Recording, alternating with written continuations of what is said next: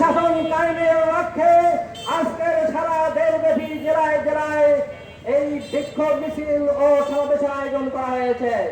তারই অংশ হিসাবে বরগুনা জেলা জামায়াত ও অন্যান্য এনসিপি নেতা সহ সকল 11 দলীয় জোটের নেতৃবৃন্দ সহ আজকের এই আয়োজন। প্রিয় সংগ্রামী বরগুনাবাসী, জুলাই যখন আমাদের কাছে এসেছে, আমরা জুলাই যখন আমাদের মাঝে স্মরণ করিয়ে যায় আজকের এই জুলাই, সেই 24শে জুলাইয়ের সেই গণ আন্দোলন, একটি ফ্যাসিস্ট সরকার এদেশের মানুষের উপরে নির্মমভাবে নির্যাতনের স্টিম রোলার চালিয়ে পাখির মতো গুলি করে মানুষকে হায়নার মতো বন্দী করে তাদেরকে বিভিন্নভাবে নির্যাতন করে ক্ষমতার মস্তকে কুক্ষিগত রাখার চেষ্টা করেছিল, ষড়যন্ত্র করেছিল।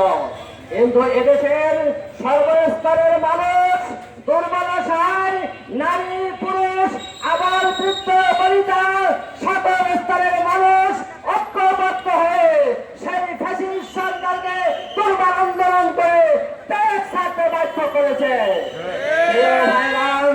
আমরা জানি সেই ফ্যাসিস্ট সরকার এদেশে চলে যাওয়ার, দেশ থেকে চলে যাওয়ার পরে 5ই আগস্টের মাধ্যমে নতুন করে স্বাধীনতার মাধ্যমে এদেশের মানুষের ভাগ্যের উন্নয়ন হবে, পরিবর্তন হবে। কিন্তু তাই নির্বাচনের পরে আমরা দেখছি এখন পর্যন্ত সেই ভাগ্যের উন্নয়ন হয় নাই, বরং ফ্যাসিস্ট সরকার এদেশের মানুষের উপরে নির্মমভাবে বিভিন্ন প্রকারের অত্যাচার, জুলুম এবং বিভিন্ন পর্যায়ের দুর্নীতি এই সমাজের উপরে চলছে। সেই দুর্নীতির থেকে, সেই অত্যাচার থেকে আমাদের নারী শিশু তারা মূলত ধর্ষণের শিকার থেকে তারা মুক্তি পায়নি। প্রিয় ভাইরা, ব্যবসায়ীরা চাঁদাবাজের যে অত্যন্ত নিবিড় চাঁদাবাজের সেই যে অত্যাচারের নির্মম পথাঘাতে তারা ব্যবসা পর্যন্ত বন্ধ করে দিয়েছে, অনেক দোকানপাট বন্ধ করে দিয়েছে, নিজের বাড়িঘর ছেড়ে তারা এলাকা করে বিভিন্ন এলাকায় তারা হয়রান এবং মানবতার জীবন যাপন করছে। এদেশের মানুষ ইহা কখনো চাইলে জুলাই সনদ আমাদেরকে স্মরণ করিয়ে দেয়। অসংখ্য শহীদের রক্তে আমরা এই জুলাই সনদ অর্জন করেছিলাম। অসংখ্য আমাদের প্রতিবন্ধী মানুষ তারা চোখ, হাত, পা, চক্ষু, কর্ম, জিহ্বা সকল কিছু তারা আত্মহতি দিয়েছে। ওই আবু সাইদের মতো যে যারা মানুষের যে বুকের তাদের রক্ত দিয়েছে, বুকের ভিতরে তুমুল ঝড়, গুলিকার।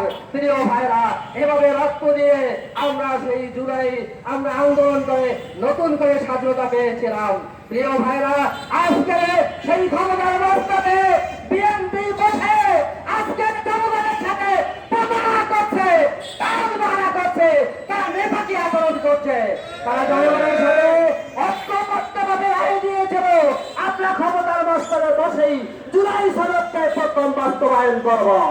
প্রিয় ভাইরা, অন্তর্বর্তী সরকারের প্রধান একই দিনে 12 তারিখে নির্বাচন এবং জুলাই সনদ বাস্তবায়নের যে গণরায় নিয়েছে, সেই গণরায়ে এদেশের 70% মানুষেরা গণরায়ের পক্ষে ভোট দিয়েছে, জুলাই সনদ বাস্তবায়নের পক্ষে ভোট দিয়েছে। কিন্তু সরকার ক্ষমতায় রয়েছে মাত্র 52% ভোটের ম্যান্ডেট নিয়ে। সেই 52% ভোটের ম্যান্ডেট দিয়ে তা কার্যকরী করা হচ্ছে, অথচ 70% ভোটের কোন কার্যকরতা এখন পর্যন্ত দেখা যাচ্ছে না। সুতরাং জাতি এই বেইমানি, এই ষড়যন্ত্র আচরণ কখনোই মেনে নেবে না। প্রিয় ভাইরা, আমরা জনগণের পাশে ছিলাম, আছি এবং থাকবো। মানুষের ভাগ্য উন্নয়নে জামায়াত ইসলামী সহ 11 সর্বোচ্চভাবে পাশে ছিল, থাকবে এবং ভবিষ্যতে ইনশাআল্লাহ থাকবে। প্রিয় ভাইরা, তাই কোনো ভয়ের কোনো কারণ নাই। আমরা এই জুলাই সনদ বাস্তবায়ন না করে আমরা ঘরে উঠিব না। তাই আমি বলবো, জুলাই যোদ্ধাদেরকে, জুলাই যোদ্ধারা জেগে উঠো একবার, আমরা আবার তোমাদেরকে নিয়ে দুর্বার আন্দোলন করবো আর একবার। প্রিয় ভাইরা, আমাদের সাথে থেকে আজকের এই জুলাই সনদ যতক্ষণ পর্যন্ত বাস্তবায়ন না হবে ততক্ষণ পর্যন্ত আমরা আন্দোলন ছেড়ে দিব না। আমরা দেখেছি পার্টি নামের একটি বাংলাদেশ জামাত ইসলামের লক্ষ্যে তৈরি করা এদেশের 18 কোটি মানুষের একটি ইসলামী ব্যাংক, এই ব্যাংক নিয়ে তারা সিনেমিনি খেলতে চেয়েছিল, তারা ষড়যন্ত্র করেছিল।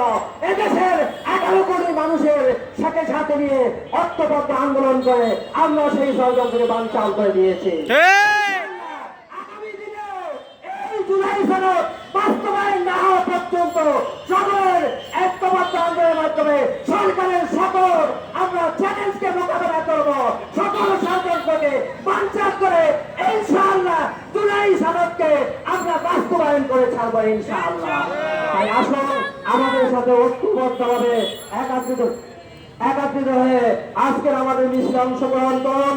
আগামী দিনে আমাদের সাথে ঐক্যবদ্ধ থেকে এই আন্দোলনের সাথে শরীক হয়ে আমরা জুলাই সনদ পুনরায় বাস্তবায়ন করার উদাত্ত আহ্বান দিয়ে আপনাকে ধন্যবাদ জ্ঞাপন করে আজকের আলোচনা এখানে শেষ করছি। এখনই আমাদের মিছিল করা হবে। আমাদের কর্মী ভাইরা ওদিকে আমাদের সদরঘাট মসজিদের এদিক থেকে মিছিল বের হবে। আমরা ফার্মেসি পর্যায়ে ঘুরে আসবো ইনশাআল্লাহ।